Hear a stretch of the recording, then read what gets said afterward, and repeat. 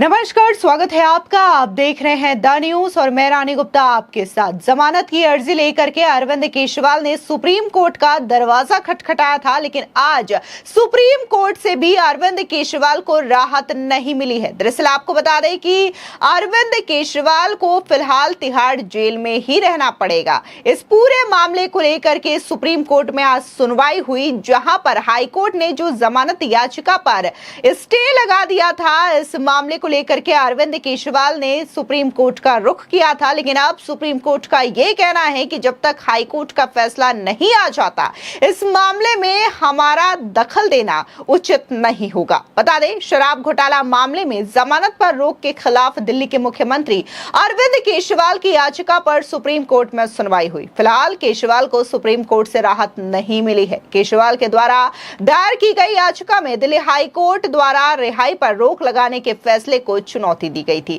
Justice Manoj Mishra और justice एस.वी.एन. भट्टी की bench के समक्ष सुनवाई के दौरान याचिकाकर्ता ने कहा कि हाई कोर्ट उनकी अर्जी इसलिए नहीं सुन रहा क्योंकि ऐसा ही मामला सुप्रीम कोर्ट में लंबित है।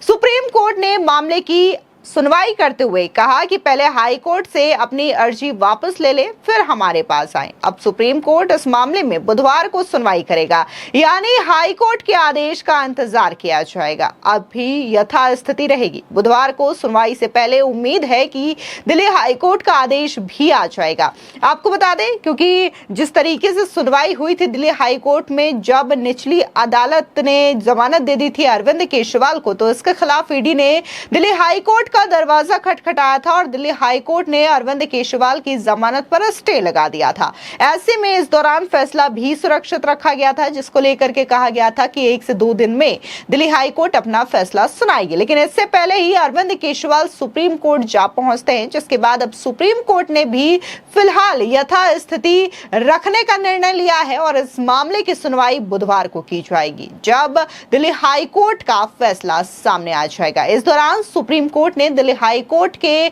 द्वारा जो सुनवाई की गई, जो फैसला लिया गया, उसे अनयूजुअल भी बताया है।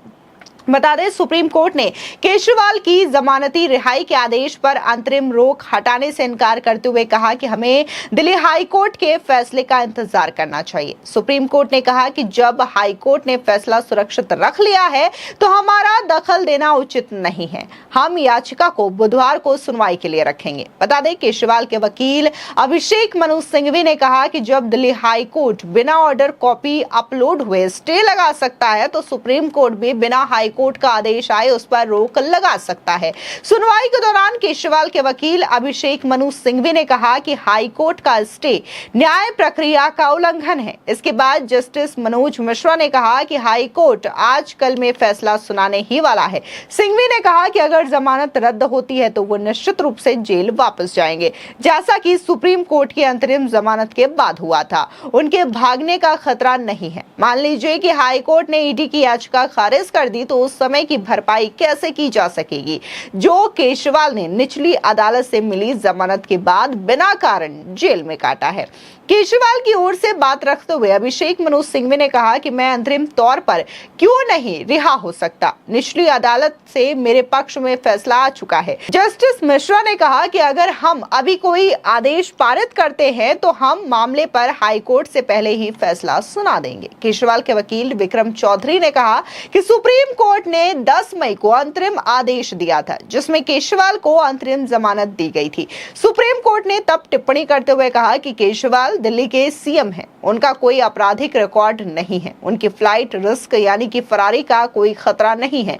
अगस्त 2022 से जांच लंबित है और उन्हें मार्च 2024 में गिरफ्तार किया गया है।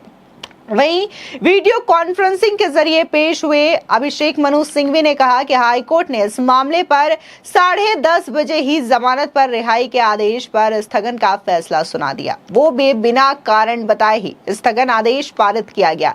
हमने हाईकोर्ट में सुप्रीम कोर्ट के पुराने 10 फैसले रखे, उनमें साबित है कि एक बार जमानत दिए जाने के बाद विशेष कारणों के बिना रोका नहीं जा सकता। उधर सीएम केजरीवाल की ओर से दायर याचिका में कहा गया है कि जमानत आदेश पर रोक लगाने के लिए हाईकोर्ट का तरीका कोर्ट द्वारा निर्धारित कानून के स्पष्ट आदेश के विपरीत है और ये उस बुनियादी मौलिक सीमा का उल्लंघन करता है जिस पर हमारे देश में जमानत के कानून आधारित है, केवल इसलिए कि याचिकाकर्ता एक राजनीतिक व्यक्ति है और केंद्र में सत्ता में मौजूदा सरकार का विरोधी है। केवल ये तथ्य उनके खिलाफ झूठा मामला बनाने का आधार नहीं हो सकता। इसके साथ ही याचिकाकर्ता को कानूनी प्रक्रिया से वंचित करने का भी आधार नहीं हो सकता। याचिका में यह भी दर्ज किया गया है कि कोर्ट के इस आदेश ने न्याय को चोट पहुंचाई है, साथ ही इससे याचिकाकर्ता को भी दुख पहुंचा है।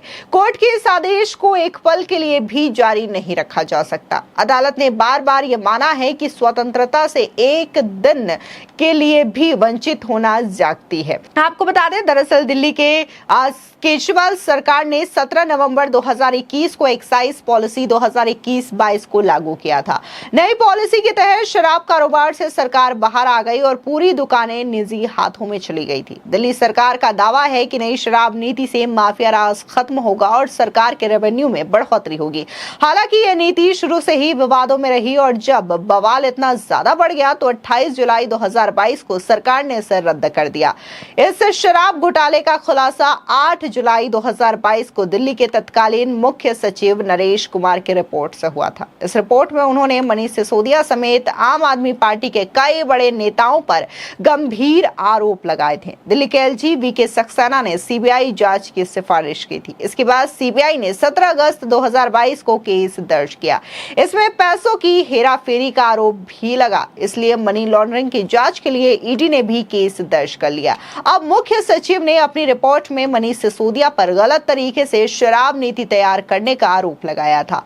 मनीष सिसोदिया के पास आबकारी विभाग भी था। आरोप लगाया गया कि नई नीति के जरिए लाइसेंसधारी शराब कारोबारियों को अनुचित लाभ पहुंचाया गया।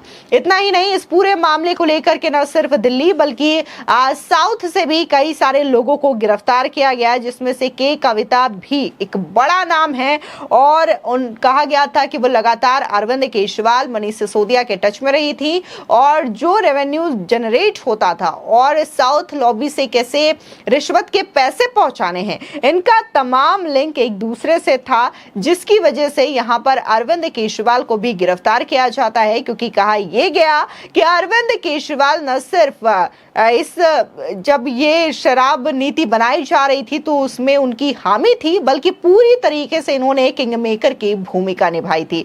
यहां तक कि यह भी है कि आम आदमी पार्टी को भी इस पूरे मामले में दोषी ठहराया गया, जिसकी वजह से अरविंद केजरीवाल को गिरफ्तार किया गया, क्योंकि अरविंद केजरीवाल ही आम आदमी पार्टी के संयोजक है। ऐसे में पार्टी में कोई फैसला होता है तो बिना अरविंद केजरीवाल की मंजूरी या फिर उनकी अनुमति से संभव नहीं है, जिसकी वजह से इस पूरे मामले में अरविंद केजरीवाल की मुश्किलें बढ़ गई। लेकिन जिस उम्मीद से अरविंद केजरीवाल सुप्रीम कोर्ट पहुंचे थे कि उन्हें जमानत मिल जाएगी और जो दिल्ली हाई कोर्ट ने उनकी जमानत पर स्टे लगा रखा है वो चीजें नहीं होंगी, लेकिन यहां पर सीधे तौर से सुप्रीम कोर्ट ने इस मामले को सुना और यह तक कह दिया कि जब तक दिल्ली हाई कोर्ट का फैसला नहीं आ जाता तब तक फिलहाल हम इसमें किसी भी तरीके की दखल अंदाजी नहीं कर सकते। ऐसे में अरविंद केजरीवाल को फिलहाल तिहाड़ जेल में ही रहना होगा। फिलहाल इस पूरे मामले को लेकर के आपकी क्या राय है, हमारे कमेंट सेक्शन में जरूर बताएं। धन्यवाद।